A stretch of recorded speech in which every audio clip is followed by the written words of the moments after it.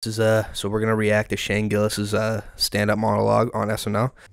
So we are now recording, and yeah, let's react to it. Here we go. Ladies and gentlemen, Shane Gillis.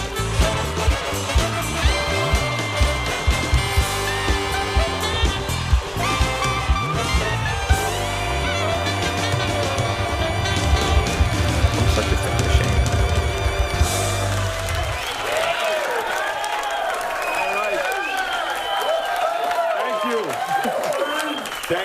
Thank you very much.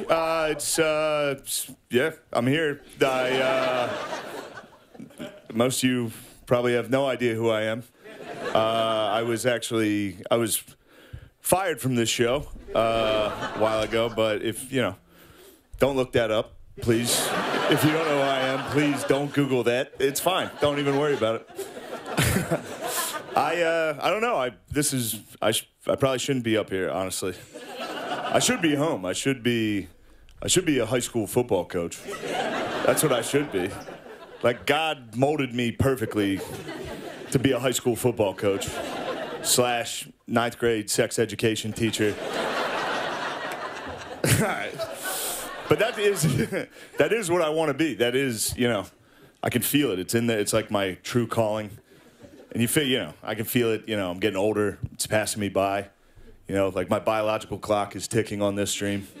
You know how like when a woman's biological clock is ticking, she sees like a baby in a stroller and is like, oh my God, your baby. Like that's how I am if I see like a big 15-year-old. I'm like, oh my God, look at the size of that kid. With the right coaching, that kid could be something special, I'm telling you right now. I come from a long line of coaches in my family. My father is actually a volunteer assistant girls high school basketball coach. He's actually here right now. Can you get him on there? Holy crap! Yeah. Oh my gosh, he's singled at his dad. His dad's in the crowd. He's singled at his dad. That's funny. There's my dad, the volunteer assistant girls high school basketball coach. I thought it was funny. All right. You don't think that's funny to bring my dad here to make fun of him for being a girls' high school basketball coach? All right. I thought it was great. Never mind. Pay attention to the chick in the back. That was going to be a big He's hit not here. laughing at all, and we'll talk about that later. Now, my mom's up there with him. My mom, I'm not going to make fun of you. My mom asked me this a lot, and it's kind of an intense question. My mom asked me, she's like, when did we stop being best friends? And she's right. We used to be best friends. You remember that when you were a little boy and you loved your mom and you thought she was the cool. You remember when you were gay? You remember when you were just a gay little boy? Every little boy is just their mom's gay best friend. There's literally zero difference. I was gay from.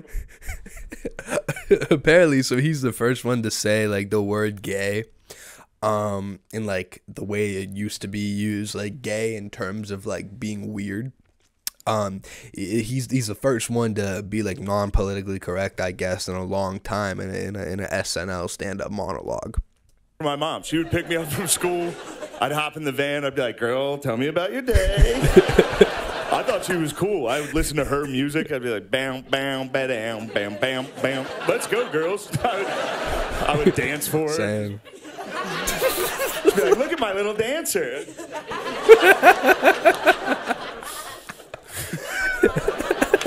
But my mom asked me when we stopped being best friends, and I don't have the heart to tell her because, like most men, I know exactly when me and my mom stopped being friends.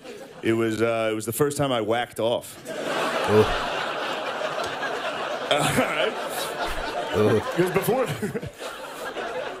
before that, you're like, "Oh, where's my mom? I love my mom. She's so cool." One nut, you're like, "When's that bitch gonna leave the house?" I have so much business to attend to. All right.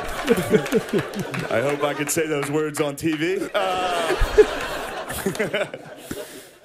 This anyway, is great. My whole family's here, so I'll talk about them instead of anything else. Talk about my family. I'll tell you this. I don't know if you guys, if you can tell by looking at me, but I do have family members with Down syndrome. It almost got me. He did that in his special. But it nicked me. It nicked me. It's funny. It's funny. Bro, nobody else can do this, and maybe he brought SNL back, man. Who knows? But this whole episode, I think, was genuinely funny. And also, I think too, let me give SNL credit. I mean, they've been putting out like funnier episodes of late. I like the one with Timothy Chalamet. I thought that was really cool, really funny. They've been doing better, man. And Pete Davidson too. I thought that was funny. Look, I don't have any material that can be on TV. All right, I'm trying my best. Also, this place is extremely well lit. I can see everyone not enjoying it. This is, just the most nervous I've ever been. Don't clap now. Shut up.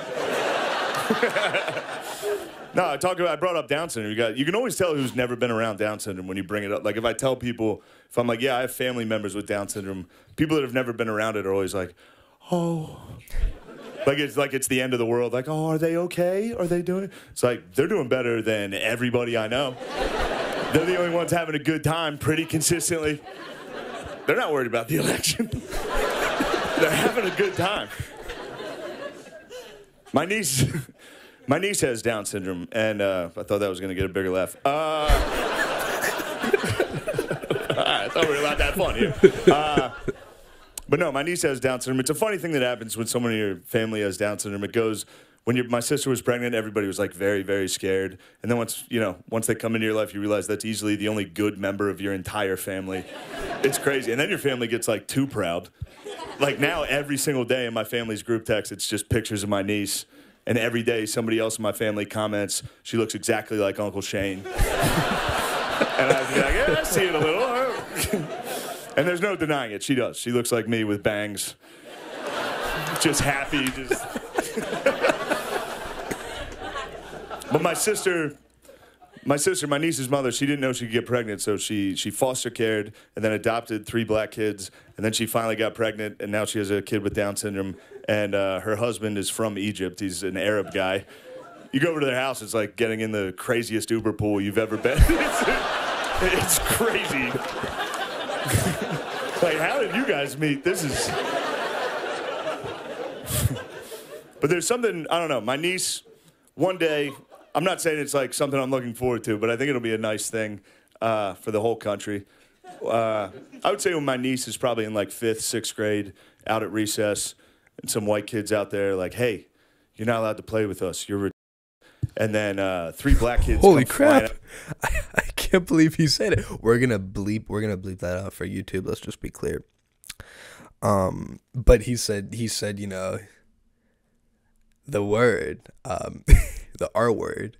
I can't believe that's got to be the first time in 20, 30 years maybe that was said on SNL. Crazy. And out of nowhere, just start wailing on that cracker. Everyone's gonna be like, oh! It's like a nice moment. Yeah, you guys said cracker.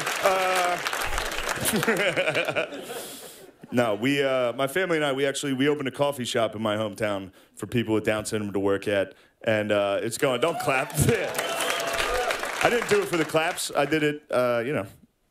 It's going exactly how you'd think it would go. It's doing well, actually. Line around the corner every day. Not because there's like a ton of people going, but service is... Everyone's getting apple juice. We don't know how to fix that problem.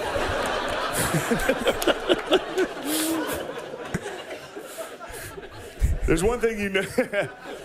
There's one thing you notice, though, when you work with these guys, and it's funny. There's zero difference between us and them, and especially at work, there's no difference. Every day these dudes show up to work just... And you're like, what's your problem, dude? They're like, I hate this job so All right, hey, we've got a great show for you tonight. 21 Savage is here, so stick around. We'll be right back. Thank you. That was great, man. That was awesome. So I'm going to be very clear. I enjoyed that a lot. And I know a lot of people around the country enjoyed that too.